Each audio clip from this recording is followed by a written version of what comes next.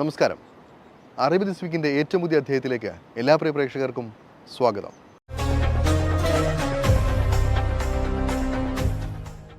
തിരക്കഥാ മോഷണവുമായി ബന്ധപ്പെട്ട ആരോപണങ്ങൾ മലയാള സിനിമയിൽ വീണ്ടും വിവാദങ്ങൾക്ക് വഴിതെളിച്ചിരിക്കുകയാണ്.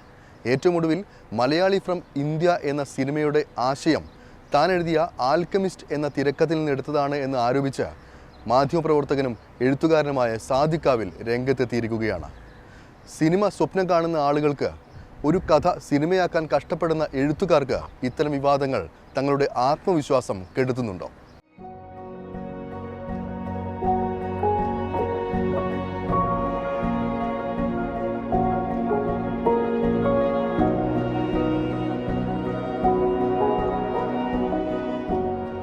ഏറെക്കാലം മനസ്സിലിട്ട് മിനുക്കിയെടുത്ത ഒരു ആശയം കഥയാക്കി മാറ്റി പിന്നെയും ദിവസങ്ങളും മാസങ്ങളും എടുത്ത് വെട്ടിയും തിരുത്തിയും പിന്നെയും എഴുതിയും ഒരു തിരക്കഥയാക്കി ആ സിനിമ അബ്രപാളിയിൽ വരുന്നതും കാത്തിരിക്കുന്ന എത്രയോ എഴുത്തുകാരാണ് ചുറ്റുമുള്ളത്. ഇവരിൽ പലരും സിനിമാ മേഖലയിലുള്ള പലരോടും തൻ്റെ മനസ്സിലുള്ള ആശയങ്ങൾ പങ്കുവെക്കുകയും ചെയ്തിരിക്കും. അത്തരത്തിലുള്ള ആളുകളുടെ ആത്മവിശ്വാസം കെടുത്തുന്ന തരത്തിൽ ഓരോ സിനിമയെത്തുമ്പോഴും തിരക്കഥാ മോഷണ വിവാദങ്ങളും കൊടുമ്പിരി കൊള്ളുകയാണ്. താൻ എഴുതിയ കഥ അല്ലെങ്കിൽ തൻ്റെ ആശയം മറ്റൊരാളുടെ പേരിൽ സിനിമയാകുന്നു. ഇങ്ങനെയൊരു സാഹചര്യം ഉണ്ടാകുന്നത് എന്തുകൊണ്ടാണ്? ആരോടും വിശ്വസിച്ച് കഥ പറയാൻ സാധിക്കുന്നില്ലെന്ന് പുതിയ എഴുത്തുകാർ വിഷമത്തോടെ പറയേണ്ടി വരുന്ന സാഹചര്യമാണോ ഇന്ന് മലയാള സിനിമാ ലോകത്ത് നിലനിൽക്കുന്നത്? എന്തുകൊണ്ടാണ് ഇങ്ങനെ സംഭവിക്കുന്നത്? ഏറ്റവും ഒടുവിൽ മലയാളി ഫ്രം ഇന്ത്യ എന്ന സിനിമയാണ് ഇത്തരത്തിൽ വിവാദത്തിൽ കുളിച്ചു നിൽക്കുന്നത്. മലയാളി ഫ്രം ഇന്ത്യ എന്ന ചിത്രത്തിന്റെ കഥ തന്റെ ആശയമായിരുന്നു എന്നാവശ്യപ്പെട്ട് തിരക്കഥാകൃത്ത് നിഷാദ് കോയയാണ് ആദ്യം രംഗത്തെത്തിയത്. എന്നാൽ ഇതിനെ തള്ളി സംവിധായകൻ ഡിജോയും തിരക്കഥാകൃത്ത് ഷാരിസ് മുഹമ്മദും മറുപടി പറയുകയും ഇവരെ ഫെഫ്ക പിന്തുണയ്ക്കുകയും ചെയ്തിരുന്നു. എന്നാൽ ഏറ്റവും ഒടുവിൽ ചിത്രത്തിന്റെ പ്രമേയം തന്റെ തിരക്കഥയായ ആൽക്കമിസ്റ്റിൽ നിന്ന് മോഷ്ടിച്ചതാണെന്ന് എഴുത്തുകാരനും മാധ്യമപ്രവർത്തകനുമായ സാദിഖ് കാവിലും അവകാശപ്പെട്ട് രംഗത്തെത്തിയിരിക്കുകയാണ്. 2020 മുതൽ തന്റെ ചിത്രത്തിന്റെ അണിയറ പ്രവർത്തനം തുടങ്ങിയതിന്റെ രേഖകളുമായാണ് സാദിഖ് രംഗത്തെത്തിയത്. അടുത്തിടെ അന്തരിച്ച തിരക്കഥാകൃത്ത് നിസാം റാവുത്തറുമായി അന്നേ തിരക്കഥയും കഥയും പങ്കുവച്ചിരുന്നുവെന്നും സാദിഖ് കാവിൽ പറയുന്നു. ഇന്ത്യ പാക് കഥാപാത്രങ്ങളെ കേന്ദ്രീകരിച്ചുള്ള പ്രമേയം, പൂച്ചയടക്കമുള്ള പ്രധാന കഥാപാത്രങ്ങൾ തുടങ്ങി ഒട്ടേറെ സന്ദർഭങ്ങൾ തന്റെ തിരക്കഥയിൽ നിന്ന് എടുത്തതാണെന്ന് സാദിഖ് ആരോപിക്കുന്നുണ്ട്. നേരത്തെ ആൽക്കമിസ്റ്റ് എന്നാണ് തന്റെ സിനിമയുടെ പേരെന്ന് മലയാളി ഫ്രം ഇന്ത്യയുടെ തിരക്കഥാകൃത്ത് ഷാരിസ് മുഹമ്മദും പറഞ്ഞിരുന്നു. ഒരു മാധ്യമത്തിന് നൽകിയ അഭിമുഖത്തിലാണ് ആൽക്കമിസ്റ്റ് എന്നായിരുന്നു സിനിമയുടെ ആദ്യ പേരെന്ന് ഷാരിസ് മുഹമ്മദ് പറഞ്ഞത്. സാദിഖ് തന്റെ തിരക്കഥയ്ക്ക് ആദ്യം നൽകിയ പേരും ആൽക്കമിസ്റ്റ് എന്നായിരുന്നു. ഒരേപോലെയുള്ള ആശയം ഒന്നിലധികം പേർക്ക് തോന്നാം. അത് തികച്ചും ആകസ്മികമാണ്. പക്ഷേ താനിട്ട പേരടക്കം മറ്റൊരാൾക്ക് തോന്നുന്നത് എങ്ങനെയെന്നാണ് സാദിഖ് ചോദിക്കുന്നത്. മലയാളി ഫ്രം ഇന്ത്യയുടെ തിരക്കഥാകൃത്ത് എന്ന് പറയുന്ന ഷാരിസ് മുഹമ്മദ് ഉയർത്തി കാണിച്ചത് ഞാൻ എഴുതിയ കഥയുടെ പേര് ആൽക്കമിസ്റ്റ്. അതോടുകൂടിയാണ് ഞങ്ങളുടെ തന്നെ ഉറപ്പായത്. അതിനു മുമ്പ് 2020 ഇത് ആദ്യമായിട്ട് ഈ ആശയം ഉണ്ടായത്, ഡിസംബറിൽ. അത് ഞാൻ എൻ്റെ സുഹൃത്ത് നിസാം റാവുത്തർ, അദ്ദേഹം തിരക്കഥാകൃത്തായിരുന്നു, മരിച്ചുപോയി. അദ്ദേഹമായിട്ടത് ആശയം ഇങ്ങനെ പങ്കിട്ടപ്പോൾ അദ്ദേഹം പറഞ്ഞു, എനിക്ക് ഭയങ്കര ഇഷ്ടമായി, ഞാനത് ചെയ്യാൻ ഉണ്ടെന്ന്, എനിക്ക് അത് പെട്ടെന്ന് നോക്കിക്കോ എന്ന് പറയും. അങ്ങനെ ഞങ്ങൾ അബുദാബി പോയി. ഞാൻ പിന്നീട് ശരിക്കും അതൊരു ഭാവനയിൽ തന്നെ ഉണ്ടാക്കിയ ഒരു സ്റ്റോറിയാണത്. അല്ലാണ്ട് വേറെ ഒരു അനുഭവം അതൊന്നുമില്ല. പക്ഷേ എങ്കിലും ഒരു പാകിസ്ഥാനിയും മലയാളിയും ഒന്നിച്ച് താമസിക്കുമ്പോൾ എന്തൊക്കെയായിരിക്കും അവരുടെ ഡെയിലി പ്രശ്നങ്ങളെന്നൊക്കെ ഞാൻ പലരും അന്വേഷിച്ചിട്ട് തന്നെയാണ് കണ്ടെത്തിയത്. പാകിസ്ഥാനികളോടും സംസാരിച്ചിട്ടുണ്ട്. അപ്പോൾ ഈ അതിൻ്റെ ഒരു സാധാരണ നമുക്കിപ്പോൾ അവർക്ക് തോന്നുന്ന ഒരു സബ്ജക്റ്റിനേക്കാളും പുതുമയുള്ള എന്തെങ്കിലും വേണമെന്ന് ഞാൻ ആദ്യം തീരുമാനിച്ചിരുന്നു. സാധാരണ ഇപ്പോൾ ഇന്ത്യ പാകിസ്ഥാൻ വരുമ്പോൾ ആദ്യം വരുന്നത് ക്രിക്കറ്റായിരിക്കാം പ്രശ്നം, ഒന്നിച്ച് താമസിക്കും, അല്ലെങ്കിൽ യുദ്ധം തുടങ്ങുമ്പോഴായിരിക്കാം. അത് രണ്ടും അല്ലാതെ എന്തായിരിക്കും നോക്കുമ്പോഴാണ് പെൺകുട്ടികളുടെ വിദ്യാഭ്യാസം, സ്ത്രീ ശാക്തീകരണം. ആ രണ്ട് ഇഷ്യൂവും തമ്മിൽ വലിയ വ്യത്യാസമുണ്ട്, പ്രത്യേകിച്ച് മലയാളികളും പാകിസ്ഥാനികളും തമ്മിൽ. ഇത്തരത്തിൽ പൂർത്തിയാക്കിയ തിരക്കഥയുടെ അതേ ആശയമാണ് മലയാളി ഫ്രം ഇന്ത്യ എന്ന ചിത്രത്തിലേതുമെന്ന് സിനിമ കണ്ടവർക്ക് മനസ്സിലാകുമെന്ന് സാദിഖ് പറയുന്നു. സനീഷ് നമ്പ്യാർ, സനീഷ് ഇപ്പോൾ അസിസ്റ്റന്റ് ഡയറക്ടറായിട്ടൊക്കെ വർക്ക് ചെയ്യുന്ന ആളാണ്. അപ്പോൾ സനീഷ് പറഞ്ഞു ഞാൻ ചെയ്യാം എന്ന് പറഞ്ഞു. എനിക്ക് അവന് ഭയങ്കര താല്പര്യം. അങ്ങനെ സനീഷ് മുന്നോട്ട് പോയി, വേറൊന്നും നോക്കാണ് മുന്നോട്ട് പോയി അതിൻ്റെ അവസാന ഘട്ടത്തിലായിരുന്നു. ഇപ്പോൾ അപ്പോഴാണ് ഈ സിനിമ പുറത്തിറങ്ങുന്നത്. അവർ ഇവിടെ വന്നത് ഷൂട്ട് ചെയ്യുന്നൊക്കെ അറിയായിരുന്നു. പക്ഷേ അവർ പുറത്ത് ആരോടും അത് അറിയിച്ചിട്ടില്ല. നമ്പർ 1 സംശയിക്കാനുള്ളത്. പിന്നൊന്ന്, അതിൻ്റെ ട്രെയിലർ ഇറങ്ങിയപ്പോൾ ആദ്യം ഈ സെക്കൻഡ് പാർട്ടിലെ സംഭവങ്ങൾ ഒരു സീന് പോലും കാണിച്ചിട്ടില്ല. നാട്ടിലെ ഒരു സാധാ കോമഡി സിനിമയാണ്, ഇതെന്ത് സിനിമയാണ്, വെളിപ്പൻ സിനിമയെന്നൊക്കെ ട്രെയിലർ കണ്ടിട്ട് പലരും പറയുന്നുണ്ടായിരുന്നു. അത്രയും പോരാന്നൊക്കെ പറയുന്നുണ്ടായിരുന്നു. പിന്നീടാണ് ഈ അവസാന നിമിഷമാണ് ഈ ട്രെയിലർ പുറത്തിറക്കിയത്. അപ്പോഴാണ് നിഷാദ് കോയ രംഗത്ത് വന്നത്. എനിക്ക് തോന്നുന്നത് നിഷാദ് കോയക്കാണെങ്കിലും ഷാരിസ് മുഹമ്മദിനാണെങ്കിലും എൻ്റെ സ്ക്രിപ്റ്റ് ആദ്യം കിട്ടിയിട്ടുണ്ടെന്ന് തന്നെയാണ് ഞങ്ങളുടെയൊക്കെ ബലമായ സംശയം. കാരണം നേരത്തെ പറഞ്ഞ പോലെ ക്രോണോളജിക്കൽ എവിഡൻസ് വെച്ച് നോക്കുമ്പോൾ എൻ്റെ മൊബൈലിലെല്ലാം ഡിജിറ്റൽ തെളിവുണ്ട്, വാട്സപ്പിലുണ്ട്, ഇമെയിലിലുണ്ട്, ഞാൻ അവർക്ക് അയച്ച ഡേറ്റ്സ് എല്ലാം ഉണ്ട്. അപ്പോൾ അങ്ങനെയാണത് പോയിരിക്കാനാണ് സാധ്യത എന്നാണ് തോന്നുന്നത്. നിയമ നടപടിയിലേക്ക് പോകുന്നതിനെക്കുറിച്ച് ആലോചിക്കുകയാണെന്നാണ് സാദിഖ് പറയുന്നത്. പ്രവാസ ലോകത്തെ കലാകാരന്മാരുടെ കഥയും ഷോർട്ട് ഫിലിമും ഇതാദ്യമായല്ല അവരുടെ പേരിലല്ലാതെ സിനിമയാകുന്നു എന്നുള്ള ആരോപണം ഉണ്ടാകുന്നത്. മധുര നാരങ്ങ എന്ന സിനിമ ആർപ്പ് എന്ന ഷോർട്ട് ഫിലിമാണെന്ന ആരോപണം നേരത്തെ ശക്തമായിരുന്നു. 2009 മുഷ്താഖ് കരിയാട് എന്ന് പറഞ്ഞ വളരെ പ്രഗത്ഭനായുള്ള പ്രതിഭാത്വമുള്ള ഒരു സംവിധായകൻ, ചലച്ചിത്ര സംവിധായകൻ, അദ്ദേഹത്തിൻ്റെ പുതിയ 2 സിനിമകൾ ഇപ്പോൾ ഒന്ന് ദേര ഡയറീസ് ഇപ്പോൾ ഇറങ്ങി, അഭിരാമി എന്ന് പറയുന്ന സിനിമ അടുത്ത മാസം ഇറങ്ങുകയാണ്, റിലീസിങ്ങിന് ഒരുങ്ങി. അദ്ദേഹം 2009 ഏഷ്യാനെറ്റ് ചാനലിന് വേണ്ടി നിർമ്മിച്ച ഒരു സിനിമയായിരുന്നു, ടെലിഫിലിമായിരുന്നു ആർപ്പ് എന്ന് പറഞ്ഞ ടെലിഫിലിം. അദ്ദേഹത്തിൻ്റെ ആ ആർപ്പ് എന്ന ടെലിഫിലിം 2015 പിന്നെ മധുര നാരങ്ങ എന്ന സിനിമയായിട്ടാണ് കാണുന്നത് നമ്മുടെ പ്രേക്ഷകർ. അന്ന് യൂട്യൂബിലൊന്നും ഇതിട്ടിരുന്നില്ല, ഏഷ്യാനെറ്റ് ചാനലിൽ മാത്രം ടെലികാസ്റ്റ് ചെയ്തു, ഇവിടെയുള്ള സുഹൃത്തുക്കൾക്കിടയിൽ ടെലികാസ്റ്റ് ചെയ്തു. വളരെ നല്ലൊരു സിനിമയായിരുന്നു. ഒരു ശ്രീലങ്കക്കാരനും ശ്രീലങ്കക്കാരിയും ഒരു മലയാളിയും തമ്മിൽ ഇവിടുന്ന് പ്രണയിക്കുകയും ആ പ്രണയത്തിൻ്റെ ഒടുക്കം മലയാളിക്ക് ഭർത്താവായിരിക്കുന്ന ലിവിങ് ടൂതറായിരിക്കുന്ന അദ്ദേഹത്തിന് അസുഖം ബാധിച്ച് നാട്ടിലേക്ക് പോവുകയും ഭാര്യ വിസയില്ലാതെ ലേബറിൽ പിടിക്കപ്പെടുകയും ചെയ്യുമ്പോൾ അനാഥമായി പോകുന്നൊരു കുഞ്ഞ്, ആ ഒരു കുഞ്ഞൊരു ചോദ്യചിഹ്നമായിക്കൊണ്ടാണ് ആർപ്പ് അവസാനിക്കുന്നത്. അത് 2015 മധുര നാരങ്ങ എന്ന സിനിമ കുഞ്ചാക്കോ ബോബനൊക്കെ ആയിട്ട് അഭിനയിച്ചിട്ടുള്ള ഒരു സുഗീത് എന്ന് പറഞ്ഞ സംവിധാനം ചെയ്യണം. ഇതിൽ കണ്ടൊരു മോഷണത്തിൻ്റെ ഏറ്റവും വൃത്തികെട്ട രൂപം 2009 ഇറങ്ങിയ ഒരു ടെലിഫിലിമിൻ്റെ കഥ അന്ന് രചന ഉണ്ടായിരുന്നത് സലാം കോട്ടക്കലാണ്.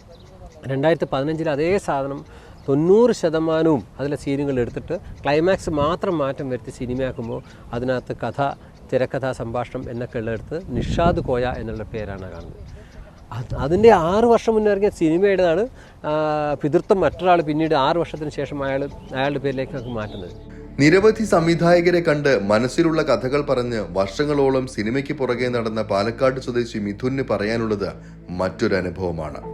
താൻ പലപ്പോഴായി പറഞ്ഞ ആശയങ്ങൾ പല സിനിമകളിലും കാണേണ്ടി വന്ന അവസ്ഥ പറഞ്ഞറിയിക്കാവുന്നതിലും അപ്പുറമായിരുന്നുവെന്ന് മിഥുൻ പറയുന്നു.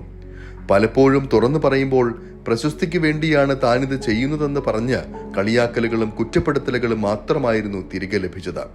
അവസാനം സിനിമ എന്ന സ്വപ്നം ഉപേക്ഷിച്ച് പ്രവാസക്കുപ്പായം അണിഞ്ഞ മിഥുൻ ദുബായിലെ ഒരു കമ്പനിയിൽ ജോലി ചെയ്യുകയാണ് ഇപ്പോൾ. ഒരു സബ്ജക്റ്റ് ഉണ്ടായിരുന്നു, അതുപോലെ മലയാളത്തിലെ ഒരു പ്രശസ്തനായൊരു ഡയറക്ടറുടെ, വളരെ പ്രശസ്തനാണ്, ഫിഫ്കയിലെല്ലാം വളരെ ഇമ്പോർട്ടൻസ് സ്ഥാനമുള്ളൊരു മനുഷ്യൻ്റെ അസോസിയേറ്റ് എന്ന് പറയുന്ന അദ്ദേഹത്തിന് ഞാൻ ആദ്യമായിട്ട് അന്ന് 2-3 വർഷം കണ്ടുള്ളൂ. അദ്ദേഹത്തിന് സ്ക്രിപ്റ്റ് കൊടുത്തു, അദ്ദേഹം നമുക്ക് തിരിച്ചു തന്നിട്ടില്ല. പിന്നീട് ഈ ഒരു പ്രശസ്തനായ ഡയറക്ടറുടെ പടം വന്നപ്പോൾ ഞാനിപ്പോൾ എല്ലാവർക്കും തോന്നും ഞാനൊരു കൃത്യം പ്രൂഫില്ലാണ്ട് പറയാമെന്നൊക്കെ തോന്നും. പ്രൂഫില്ലാണ്ട് പറയാമെന്ന് പറയുമ്പോൾ ഇത് നമുക്ക് അറിയുന്ന വളരെ അറിയപ്പെടുന്ന കുറേ ആൾക്കാർ ഇതിനകത്തുണ്ട്. അപ്പോൾ അവർ സ്ഥിരം ഇപ്പോഴും ശ്രമിച്ചുകൊണ്ടിരിക്കുന്നത്, അപ്പോൾ അവരെ ബുദ്ധിമുട്ടിക്കേണ്ടതെന്ന് വെച്ചുകൊണ്ട് മാത്രം പറയാത്തതാണ്. അപ്പോൾ നാളെ അവർ ആദ്യമായിട്ടൊരു പടം ചെയ്തതിന് ശേഷം ഞാൻ പിന്നീടിലേക്ക് വരികയാണെങ്കിൽ ഞാൻ പറയും അവരുടെ പേരെന്താ വെച്ചാൽ. അപ്പോൾ അദ്ദേഹത്തിൻ്റെ പടത്തിലെ മെയിൻ കോൺസെപ്റ്റ് നമ്മുടെ കോൺസെപ്റ്റായിരുന്നു. കഥ പറയാനും കേൾക്കാനും കൃത്യമായ ഒരു രീതിയും സുതാര്യതയും കൊണ്ടുവരാതെ ഇത്തരം ആശയമോഷണങ്ങൾക്ക് പരിഹാരമാകില്ല എന്നാണ് മിഥുൻ ഉൾപ്പെടെയുള്ളവർ പറയുന്നത്. ഇത്തരത്തിൽ കൃത്യമായ വ്യവസ്ഥ ഉണ്ടാക്കിയാൽ മാത്രമേ പുതിയ എഴുത്തുകാർക്ക് മുന്നോട്ട് വരാനും സങ്കോചമില്ലാതെ കഥ പറയാനും ആകൂ എന്ന് ഇവർ പറയുന്നു. തങ്ങൾ മനസ്സിലുള്ള ആശയം പങ്കുവച്ചാൽ അതിൽ ചെറിയ മാറ്റങ്ങൾ വരുത്തി പുതിയ സിനിമ വരുന്നത് കാണേണ്ടി വരുന്ന അവസ്ഥ സഹിക്കാവുന്നതിലും അപ്പുറമാണെന്ന് മിഥുൻ പറയുന്നു. സിനിമാ മേഖലയിൽ നിന്ന് പുറത്തു പോകേണ്ടി വരുമെന്ന ഭയം മൂലം ഇത്തരം പ്രശ്നങ്ങൾ പുറംലോകം അറിയുന്നില്ല എന്നും ഇവർ പറയുന്നു. മറ്റൊരാളുടെ ആശയം മോഷ്ടിച്ച് സിനിമയാക്കുമ്പോൾ നഷ്ടപ്പെടുത്തുന്നത് സ്വന്തം വ്യക്തിത്വത്തെയും അഭിമാനത്തെയുമാണെന്ന് മനസ്സിലാക്കാൻ സിനിമാ കലാകാരന്മാർ ഇനിയെങ്കിലും തയ്യാറായേ മതിയാകൂ. ഒരാളുടെ സ്വപ്നമാണ്, എത്രയോ കാലത്തെ അധ്വാനമാണ് നിങ്ങൾ നിർദാക്ഷിണ്യം കോപ്പിയടിക്കുന്നത്.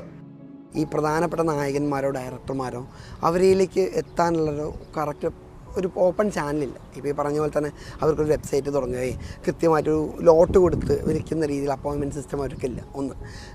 അപ്പോൾ അവിടെയാണ് ഈ കഥാമോഷണം കൂടുതലും വരുന്നത്. വിഷയത്തിന് കുറച്ചുകൂടി എനിക്ക് സ്വപ്നം എന്ന് പറയാനാണ് ഇഷ്ടം. നമ്മുടെ സ്വപ്നം നമ്മളെ ഏറ്റവും സേഫായിട്ടെന്നല്ലേ, നമുക്ക് എല്ലാവർക്കുമുള്ള പ്രൈവസി ഉണ്ടല്ലേ. നമ്മളിപ്പോൾ നമുക്ക് നമ്മുടെ സ്വന്തം ഭാര്യ മക്കളെ അവർക്ക് പോലും അറിയാത്തൊരു പ്രൈവസി ഉണ്ട്. അത് അങ്ങനെയുള്ള പെട്ടൊരു സ്വപ്നം നമ്മൾ പോലും അറിയാണ്ട് നമ്മുടെ സ്വപ്നം വേറെ ആൾ കട്ടുകൊണ്ട് പോകല്ലേ. അപ്പം നമ്മുടെ ചിന്തകളെയാണ് ശരിക്കും എന്താ പറയുക കട്ട് ചെയ്ത് കൊണ്ടുപോകുന്നത്. അപ്പോൾ അത് ആശയം അതാണ് ഞാൻ പറഞ്ഞത്. അത്യാവശ്യം ആവറേജായി ചിന്തിക്കുന്ന ആർക്കും ഒരു ആശയം സിനിമയാക്കാൻ എന്തായാലും. അപ്പോൾ അതുപോലെ ഞാൻ പറയുന്നത് ഇപ്പോൾ എന്താ വെച്ചാൽ ഒരു താങ്ക്സ് കാർഡിലെങ്കിലും പുതിയൊരാൾക്ക് പേര് കാണുമ്പോൾ കിട്ടുന്ന സന്തോഷം അതെങ്കിലും കൊടുക്കാനുള്ളൊരു മാന്യത കാണിക്കണം എന്നാണ് ഞാൻ പറയുന്നത്. ഇനിയെങ്കിലും ഇത്തരം പ്രവണതകൾ മാറണമെങ്കിൽ സിനിമ ആസ്വാദകർ ഒറ്റക്കെട്ടായി രംഗത്തെത്തണമെന്നാണ് ഇവർ ആവശ്യപ്പെടുന്നത്. വർഷങ്ങളെടുത്ത് തയ്യാറാക്കുന്ന ഒരു കഥ ഒരു നിമിഷം കൊണ്ട് തൻ്റേതല്ലാതായി മാറുന്ന ദുഃഖം അത് എത്ര പറഞ്ഞാലും മതിയാകില്ല എന്നതാണ് പരമാർത്ഥം. സൃഷ്ടി മോഷ്ടിക്കപ്പെടുമെന്ന് പറഞ്ഞാൽ വളരെയധികം വേദന ഉണ്ടാക്കുന്ന സങ്കടപ്പെടുത്തുന്ന ഒരു അനുഭവമാണ്. കാരണം ഒരാൾക്കൊരു കഥയോ നോവലോ തിരക്കഥയോ എഴുതണമെങ്കിൽ പെട്ടെന്ന് വിചാരിച്ചിട്ട് എഴുതാൻ പറ്റുന്ന സംഭവമല്ല. മാസങ്ങളോളം മൈൻഡ് അതിനുവേണ്ടി ഇൻവെസ്റ്റ് ചെയ്യണം. മനസ്സ് അത് തന്നെ മറ്റെല്ലാ വ്യവഹാരങ്ങളിലും മാറി നിന്ന് ഇതിൻ്റെ ചിന്തകളുമായി മുന്നോട്ട് കൊണ്ടുപോയ ശേഷമായിരിക്കും അയാളിലൊരു രൂപം ഉണ്ടാകുന്നത്, ഈ കഥയെക്കുറിച്ച് അല്ലെങ്കിൽ തിരക്കഥയെക്കുറിച്ച്. അങ്ങനെ ഒരു പൂർണ്ണ രൂപം അയാൾ മനസ്സിലെത്തി കഴിയുമ്പോഴത്തേക്ക് മാസങ്ങളും വർഷങ്ങളും കടന്നു പോയിട്ടുണ്ട്. അയാളുടെ ജീവിതത്തിന് ചിലപ്പോൾ നല്ല ഭാഗങ്ങളെല്ലാം കടന്നു പോയിട്ടുണ്ട്. അങ്ങനെ അതിനുശേഷമായിരിക്കും ഇയാൾ ഇത് എഴുതുന്നത്. ഈ ഒരു സാധനം യാതൊരു അധ്വാനവുമില്ലാതെ എവിടെയോ കിടക്കുന്ന ഒരാൾ മോഷ്ടിച്ചു കൊണ്ടുപോവുകയും എന്നിട്ട് അയാൾക്ക് അനുകൂലമായ ചില ഭൗതിക സാഹചര്യങ്ങൾ ഉപയോഗിച്ചുകൊണ്ട് അത് സിനിമയൊക്കെ ആക്കി അതിൻ്റെ പേരും പ്രശസ്തിയും അംഗീകാരങ്ങളൊക്കെ അദ്ദേഹം തന്നെ നേടുന്നു എന്ന് പറയുമ്പോൾ അത് അങ്ങേയറ്റം അപലപനീയം മാത്രമല്ല സങ്കടകരമായ ഒരു അവസ്ഥയും കൂടിയാണ്. ഇത്തരം ഇതിനെ വളരെ നിയമപരമായിട്ടും സംഘടനാപരമായിട്ടും തന്നെ സിനിമാ മേഖലയിലൊക്കെ സംഘടനകളൊക്കെ തന്നെ ഇത്തരക്കാരെ പൂർണ്ണമായി ഒറ്റപ്പെടുത്തി മാറ്റി നിർത്തണം. കാരണം ഇത് ഒരു കളക്കുക എന്ന് പറയുന്നതിൻ്റെ ഒരു അവസ്ഥ ഇതാണ്.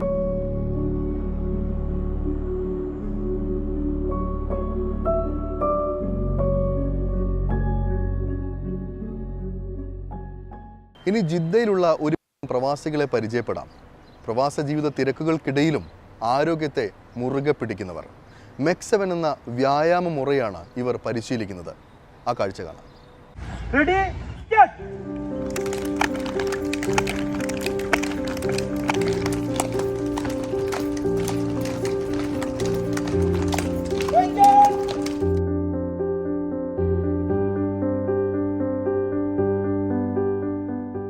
ജോലിയുടെയും ബിസിനസിന്റെയും എല്ലാം സമ്മർദ്ദവും തിരക്കുള്ള പ്രവാസ ജീവിതവും ഇതിനിടയിലും ആരോഗ്യകാര്യങ്ങളിൽ അതീവ ശ്രദ്ധാലുക്കളാണ് ജിദ്ദയിലുള്ള ഈ യുവാക്കളും 60 പിന്നിട്ട ചെറുപ്പക്കാരും.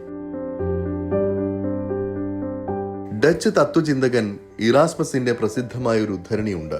Prevention is better than cure. അതായത് ചികിത്സയേക്കാൾ നല്ലത് പ്രതിരോധമാണ്. ഇതിനെ അന്വർത്ഥമാക്കുകയാണ് ഈ മലയാളികൾ. മൾട്ടി എക്സസൈസ് കോമ്പിനേഷൻ അഥവാ മെക് 7 എന്ന വ്യായാമ മുറയാണ് ഇവർ പരിശീലിക്കുന്നത്. ദിവസവും മുറ തെറ്റാതെ പരിശീലിക്കുന്ന ലളിതമായ വ്യായാമ മുറ. രാവിലെ 6 മണിക്ക് തുടങ്ങി അരമണിക്കൂറിനുള്ളിൽ അവസാനിക്കും. ആർക്കും ലളിതമായി ചെയ്യാവുന്ന yoga, aerobics, breathing, physiotherapy, acupressure, meditation തുടങ്ങി 7 ഇനം മൾട്ടി എക്സസൈസിന്റെ 21 വകഭേദങ്ങളാണ് ഈ കോമ്പിനേഷനിൽ ഇവർ ഉൾപ്പെടുത്തിയിരിക്കുന്നത്. കേരളത്തിൽ അങ്ങോളം ഇങ്ങോളം വ്യാപിച്ചുകൊണ്ടിരിക്കുന്ന മെക് 7 എന്ന വ്യായാമമുറ ജിദ്ദയിൽ ആരംഭിക്കുന്നത് 2023 നവംബർ 27 തീയതിയാണ്. ഇന്ന് ജിദ്ദയിലും ജിദ്ദയുടെ പരിസര പ്രദേശങ്ങളിലും തുടങ്ങി റിയാദ്, ജിസാന് തുടങ്ങിയ ഏരിയകളിലേക്കൊക്കെ വ്യാപിച്ചുകൊണ്ടിരിക്കുന്ന ഒരു വ്യായാമമുറയാണിത്. ഈ വ്യായാമമുറ ഇതിൻ്റെ തുടക്കത്തിൽ കുറഞ്ഞ ആളുകളുമായിട്ട് ആദ്യമായിട്ട് ജിദ്ദയിലാണ് തുടങ്ങുന്നത്. എന്നാൽ പിന്നീട് ഘട്ടം ഘട്ടമായിട്ട് ജിദ്ദയുടെ സമീപ പ്രദേശങ്ങളിലേക്കൊക്കെ നമ്മൾ ഈ വാട്സപ്പിലൂടെയും മറ്റൊക്കെ ഇതിൻ്റെ പ്രചാരണം നടത്തുകയും കൂടുതൽ ആളുകൾ ഇതിൽ പങ്കെടുക്കുകയും ചെയ്തു. ഇപ്പോൾ നമുക്ക് 50-ൽ കൂടുതൽ ആളുകൾ ദിവസേന രാവിലെ 6 മണിക്ക് മുതൽ തുടങ്ങി 6:30 വരെയുള്ള അരമണിക്കൂറുള്ള ഒരു ട്രെയിനിങ് പ്രാക്ടീസാണ് ഇതിലൂടെ നൽകുന്നത്. പ്രത്യേകിച്ചും പ്രവാസികൾക്ക് ജീവിതശൈലി രോഗങ്ങൾ കൊണ്ട് കഷ്ടപ്പെടുന്ന ആളുകൾക്ക് അതിൽ നിന്നും മരുന്നുകളിൽ നിന്നും മറ്റൊക്കെ വിമുക്തി നേടുന്നതിനും ഭാവിയിൽ ഇത്തരം രോഗങ്ങളൊക്കെ വരാതിരിക്കുന്നതിനൊക്കെ ഈ എക്സസൈസ് വളരെ ഉപകാരപ്രദമാണ്. ജമ്പിംഗ് ജാക്സിൽ തുടങ്ങി വ്യായാമ മുറകളിലൂടെ 1750-ൽ പരം ശരീരചലനങ്ങൾ ഉണ്ടാകുന്നു. ശരീരത്തെ ഉത്തേജിപ്പിക്കുകയും മസിലുകളെ ശക്തിപ്പെടുത്തുകയും രക്തചംക്രമണം വർദ്ധിപ്പിക്കുകയും ചെയ്യുന്നു. ശരീരത്തിനും മനസ്സിനും ഉണർവ് നൽകുന്ന ഈ വ്യായാമ മുറയ്ക്ക് ഓരോ ദിവസവും സ്വീകാര്യത വർദ്ധിച്ചുകൊണ്ടേയിരിക്കുകയാണ്. ജീവിതശൈലി രോഗങ്ങളിൽ നിന്ന് മോചനം ലഭിക്കുന്നു എന്നതും ഏത് പ്രായത്തിലുള്ളവർക്കും ചെയ്യാൻ സാധിക്കുന്നു എന്നതും MEX7 വ്യായാമ മുറയുടെ പ്രത്യേകതകളാണ്. സന്ധിവേദന, കിതപ്പ്, ക്ഷീണം, ഉദരസംബന്ധമായ പ്രശ്നങ്ങൾ, ഉറക്കമില്ലായ്മ, അമിതമായ ശരീരഭാരം തുടങ്ങി നിരവധി ആരോഗ്യ പ്രശ്നങ്ങൾക്ക് ഇതിലൂടെ പരിഹാരം ലഭിക്കുന്നുവെന്ന് പരിശീലിക്കുന്നവർ തന്നെ സാക്ഷ്യപ്പെടുത്തുന്നു. മാത്രമല്ല, പ്രവാസ ജീവിതത്തിന്റെ സമ്മർദ്ദങ്ങൾക്കിടയിൽ സന്തോഷവും സമാധാനവും ലഭിക്കുന്ന അവസരം കൂടിയാണ് ഈ കൂട്ടായ്മയിലൂടെ ഉണ്ടാകുന്നത്. ജാതിമത കക്ഷി രാഷ്ട്രീയ ഭേദമന്യേ എല്ലാവരും ഒരുമിച്ച് വ്യായാമം ചെയ്ത് കുശലം പറഞ്ഞു പിരിയുന്ന രീതി, അന്നത്തെ ദിവസത്തേക്ക് ഇത് നൽകുന്ന ഊർജം ചെറുതൊന്നുമല്ല. തികച്ചും സൗജന്യമായാണ് ഈ പരിശീലനം ലഭിക്കുന്നത് എന്നതും MEX7 ആകർഷകമായ ഘടകങ്ങളിൽ ഒന്നാണ്.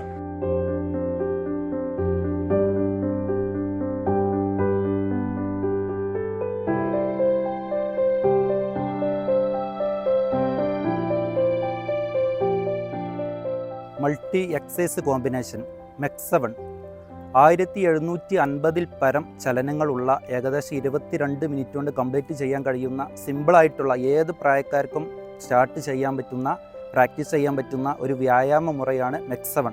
ഇത് സ്റ്റാർട്ട് ചെയ്തത് ക്യാപ്റ്റൻ സലാഹുദ്ദീൻ സാർ. അപ്പോൾ ഇതിൽ വരുന്ന ഓരോ അംഗങ്ങളുടെയും അനുഭവങ്ങളാണ് ഈ MEX7 ഈ രൂപത്തിൽ, ഇന്ന് കാണുന്ന ഈ രൂപത്തിലുള്ള ഈ ആളുകൾ കൂടാനും കുറേ ആളുകൾ ഇതിൽ അട്രാക്റ്റ് ചെയ്യാനുമുള്ള പ്രധാനപ്പെട്ട കാരണങ്ങൾ.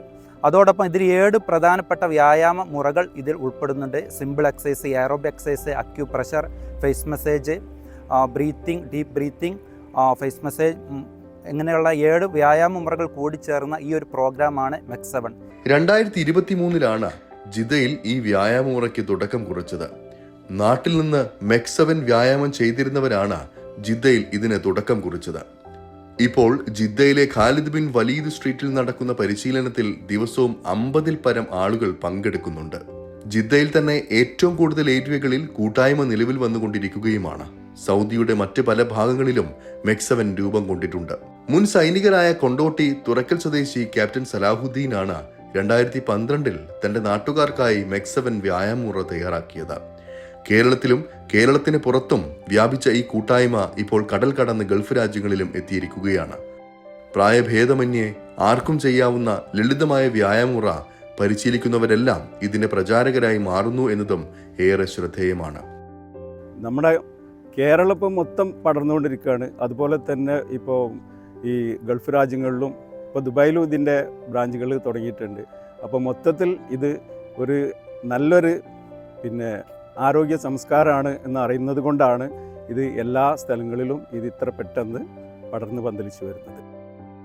ക്യാപ്റ്റൻ പി സലാഹുദ്ദീന് കീഴിൽ ഒരു സംഘം തന്നെ ഇതിന്റെ പ്രചാരണത്തിനായി കേരളത്തിലുണ്ട്. ബ്രാൻഡ് അംബാസിഡർ ബാവ അറക്കൽ, ചീഫ് കോർഡിനേറ്റർ മുസ്തഫ പെരുവള്ളൂർ തുടങ്ങിയവരുടെ നേതൃത്വത്തിൽ MEX7 യൂണിറ്റുകൾ വർദ്ധിച്ചുകൊണ്ടേയിരിക്കുകയാണ്. കൗൺസിലിംഗും ആരോഗ്യ വിദ്യാഭ്യാസ ബോധവൽക്കരണ പരിപാടികളും ഇതിന്റെ ഭാഗമായി നടക്കുന്നുണ്ട്. ഇതൊരു നമ്മൾ ഈ എക്സസൈസ് മാത്രമല്ല ഇതിനുള്ള ഒരു മോർണിംഗ് വൈബ്സ് ഉണ്ട്, ഒരു പ്രഭാത സ്പന്ദനം എന്നൊക്കെ പറയുന്നത്. ഒരു 40 മുതൽ 50 ആളുകളെ വരെ കാണുക എന്നുള്ളത്. ഒരു മോർണിംഗിൽ രാവിലെ 6 മണി മുതൽ, ഇതിന് മുമ്പ് 6:30 ഇപ്പോൾ 6 മണിക്കാണുള്ളത്. അപ്പം അത് വലിയൊരു വൈബ്സാണ്. പിന്നെ നമ്മുടെ ബോഡിയുള്ള എല്ലാ പാർട്സും, എല്ലാ ഭാഗങ്ങളും ചലിക്കുന്നുണ്ട്, സ്ട്രെച്ച് ചെയ്യുന്നുണ്ട്. പിന്നെ ഏത് പ്രായക്കാർക്കും ഇത് ചെയ്യാൻ പറ്റുന്നുള്ള ഒരു തെളിവാണ് ഞാൻ ഇതിൽ നിൽക്കുന്നത്. മലപ്പുറം, കോഴിക്കോട് ജില്ലകളിലായി 100ഓളം യൂണിറ്റുകൾ ഇതിനോടകം തന്നെ നിലവിൽ വന്നു കഴിഞ്ഞിട്ടുമുണ്ട്. 25ലധികം വനിതാ യൂണിറ്റുകളുമുണ്ട്. ജിദ്ദയിൽ എവിടെയാണെങ്കിലും പുതിയ യൂണിറ്റുകൾ തുടങ്ങാൻ ആവശ്യമായ പിന്തുണ ഇതിന് നേതൃത്വം നൽകുന്നവർ ഉറപ്പുവരുത്തുന്നു എന്നതാണ് പ്രത്യേകത.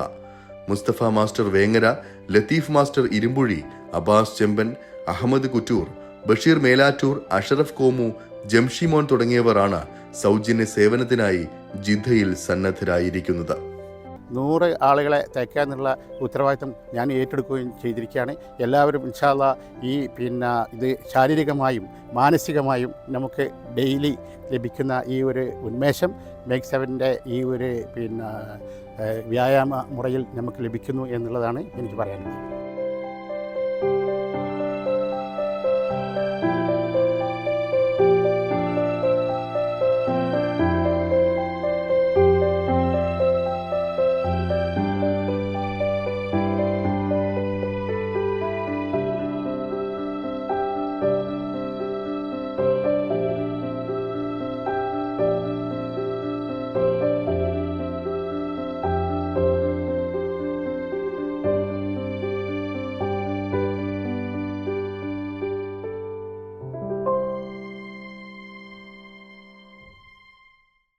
ഈ വർഷത്തെ ഹജ്ജ് കർമ്മങ്ങൾക്കുള്ള ഒരുക്കങ്ങൾ പുരോഗമിച്ചു വരികയാണ്. 1,75,000-ലധികം ഹാജിമാരാണ് ഇത്തവണ കേന്ദ്ര ഹജ്ജ് കമ്മിറ്റി വഴിയും സ്വകാര്യ ട്രാവൽ ഏജൻസികൾ വഴിയും ഇന്ത്യയിൽ നിന്നും എത്തുക.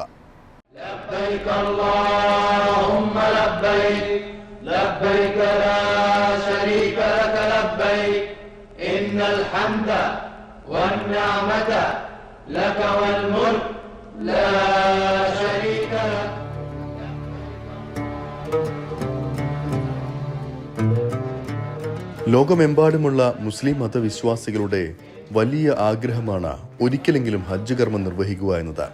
മക്കയിലെ മസ്ജിദുൽ ഹറമിലും മദീനയിലെ പ്രവാചക മസ്ജിദിൽ നടക്കുന്ന ആരാധനകളിലും അനുഷ്ഠാനങ്ങളിലും ഭാഗവാക്കാകാനും ആഗ്രഹിക്കാത്ത ഒരു ഇസ്ലാം മതവിശ്വാസിയും ഉണ്ടാകില്ല. അതുകൊണ്ട് തന്നെയാണ് ലോകത്തിന്റെ വിവിധ ഭാഗങ്ങളിൽ നിന്നെത്തുന്ന ഹജ്ജ് ഉംറ തീർത്ഥാടകരുടെ എണ്ണം ഓരോ വർഷവും വർദ്ധിച്ചു വരുന്നത്. ജൂലൈ 3-ാം വാരത്തിലാണ് ഈ വർഷത്തെ ഹജ്ജ് കർമ്മങ്ങൾ ആരംഭിക്കുന്നത്. ഈ വർഷം ആഭ്യന്തര തീർത്ഥാടകർ ഉൾപ്പെടെ ഏകദേശം 28 ലക്ഷത്തോളം ആളുകൾ ഹജ്ജ് നിർവഹിക്കാൻ എത്തുമെന്നാണ് പ്രതീക്ഷിക്കുന്നത്. ഇന്ത്യയിൽ നിന്നും കേന്ദ്ര ഹജ്ജ് കമ്മിറ്റി വഴിയും സ്വകാര്യ ട്രാവൽ ഏജൻസികൾ വഴിയുമാണ് തീർത്ഥാടകരെത്തുക. സംസ്ഥാന ഹജ്ജ് കമ്മിറ്റി മുഖേന ഇത്തവണ 18,019 മലയാളികളാണ് എത്തുക. ഇവരിൽ 8,000 പുരുഷന്മാരും 10,000 സ്ത്രീകളുമാണെന്നതാണ് പ്രത്യേകത.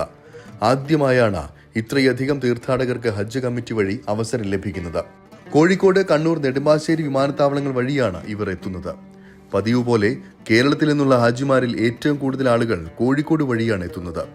എന്നാൽ കഴിഞ്ഞ വർഷത്തെ അപേക്ഷിച്ച് ഇത്തവണ കണ്ണൂരിൽ നിന്നുള്ള ഹാജിമാരുടെ എണ്ണം ഈ വർഷം ഇരട്ടിയായി വർദ്ധിച്ചിട്ടുണ്ട്. 3,246 തീർത്ഥാടകരാണ് ഇത്തവണ കണ്ണൂർ വിമാനത്താവളം വഴി ഹജ്ജിനെത്തുക. സൗദി എയർലൈൻസ് വിമാനങ്ങളാണ് കണ്ണൂരിൽ നിന്ന് ഹാജിമാരെ കൊണ്ടുവരുന്നത്. 283 പേരടങ്ങുന്ന ഇന്ത്യയിൽ നിന്നുള്ള ആദ്യ ഹജ്ജ് സംഘം ഈ മാസം 9-ന് Medina prince Mohammed bin Abdul Aziz international വിമാനത്താവളത്തിൽ എത്തിക്കഴിഞ്ഞു. ഹൈദരാബാദിൽ നിന്നുള്ളതായിരുന്നു ഈ വിമാനം. മദീനയിൽ എത്തുന്ന തീർത്ഥാടകർ 8 ദിവസത്തെ സന്ദർശനം പൂർത്തിയാക്കി മക്കയിലേക്ക് പോകും. ഹജ്ജ് കർമ്മങ്ങൾ അവസാനിച്ച ശേഷം ജിദ്ദയിൽ നിന്നായിരിക്കും ഇവരുടെ മടക്കയാത്ര. ജൂൺ 9 വരെ കേരളത്തിൽ നിന്നുള്ള വിമാന സർവീസ് തുടരും. അതേസമയം സൗദിയിലെ ഇന്ത്യൻ സ്ഥാനപതി ഡോക്ടർ സുഹൈൽ അജാസ് ഖാൻ മക്ക, മദീന, മിന എന്നിവിടങ്ങൾ സന്ദർശിച്ച് ഹജ്ജ് ക്രമീകരണങ്ങളും ഹാജിമാരുടെ പാർപ്പിട സൗകര്യങ്ങളും അവലോകനം ചെയ്തിട്ടുണ്ട്. മദീനയിൽ ഹറം പള്ളിക്ക് സമീപത്ത് മർക്കസിയ ഏരിയയിലും മക്കയിൽ അസീസിയ ഭാഗത്തുമാണ് ഭൂരിഭാഗം ഇന്ത്യൻ തീർത്ഥാടകർക്കും താമസ സൗകര്യം ഒരുക്കിയിരിക്കുന്നത്. ലോകത്തിന്റെ വിവിധ ഭാഗങ്ങളിൽ നിന്നെത്തുന്ന തീർത്ഥാടകർക്കായി ഉയർന്ന നിലവാരത്തിലുള്ള സേവനങ്ങളും സുരക്ഷയും ഉറപ്പാക്കാൻ ഇത്തവണ വിവിധ സൗകര്യങ്ങളാണ് സൗദി സർക്കാർ ക്രമീകരിച്ചിരിക്കുന്നത്. ഹാജിമാർ സൗദിയിൽ എത്തിയത് മുതൽ മടങ്ങുന്നതുവരെ മികച്ച സേവനങ്ങൾ നൽകാനാണ് തിരുഗേഹങ്ങളുടെ സേവകൻ സൽമാൻ രാജാവും കിരീടാവകാശി മുഹമ്മദ് ബിൻ സൽമാൻ രാജകുമാരനും നിർദ്ദേശിച്ചിരിക്കുന്നതെന്ന് ഗതാഗത മന്ത്രി സാലി അൽ ജാസിർ പറഞ്ഞു. വിമാനത്താവളങ്ങളിൽ എത്തുന്ന ഹാജിമാരുടെ നടപടിക്രമങ്ങൾ നിമിഷങ്ങൾക്കകം പൂർത്തിയാക്കുന്ന മൊബൈൽ സംവിധാനങ്ങളും പുറത്തിറക്കിയിട്ടുണ്ട്. ബയോമെട്രിക് പ്രിന്റ് എടുക്കാനും മറ്റ് സാങ്കേതികമായ നടപടിക്രമങ്ങൾ പൂർത്തിയാക്കാനും ഏറ്റവും പുതിയ സംവിധാനങ്ങളാണ് വിമാനത്താവളങ്ങളിൽ നടപ്പാക്കിയിരിക്കുന്നത്. അതേസമയം ഹജ്ജ് പെർമിറ്റുകൾ ഇല്ലാതെ അനധികൃതമായി ഹജ്ജ് നിർവഹിക്കാൻ എത്തുന്നവരെ നിരീക്ഷിക്കാൻ ശക്തമായ നടപടികളും ആഭ്യന്തര മന്ത്രാലയം സ്വീകരിച്ചിട്ടുണ്ട്. ഹജ്ജിനുള്ള അനുമതി പത്രമില്ലാതെ മക്കയിലേക്ക് യാത്രാ സഹായം നൽകുന്നവർക്കും കനത്ത ശിക്ഷയും പിഴയും നൽകും. 6 മാസം വരെ തടവും 50,000 റിയാൽ വരെ പിഴയുമാണ് ഇത്തരം നുഴഞ്ഞുകയറ്റക്കാർക്ക് ശിക്ഷ ലഭിക്കുക. യാത്രാ സഹായം നൽകിയ വാഹനം കണ്ടുകെട്ടുകയും പിടിക്കപ്പെടുന്ന വിദേശികളെ നാടുകടത്തുകയും ചെയ്യും. കുറ്റം ആവർത്തിച്ചാൽ പിഴയും കൂടും.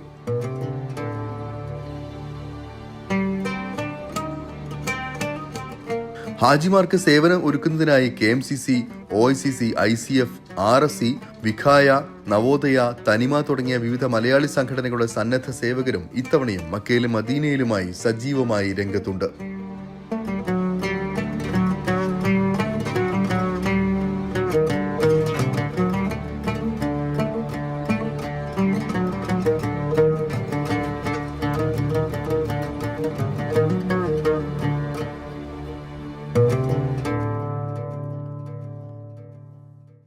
അറേബ്യൻ ദിസ് വീക്കിന്റെ ഈ ഒരു അധ്യായം ഇവിടെ പൂർണ്ണമാവുകയാണ്. അറേബ്യൻ നാടുകളിലെ കൂടുതൽ കൗതുക കാഴ്ചകളും വിശേഷങ്ങളുമായി അറേബ്യൻ ദിസ് വീക്ക് അടുത്തയാഴ്ച ഇതേ സമയം ഇതേ ദിവസം. നമസ്കാരം.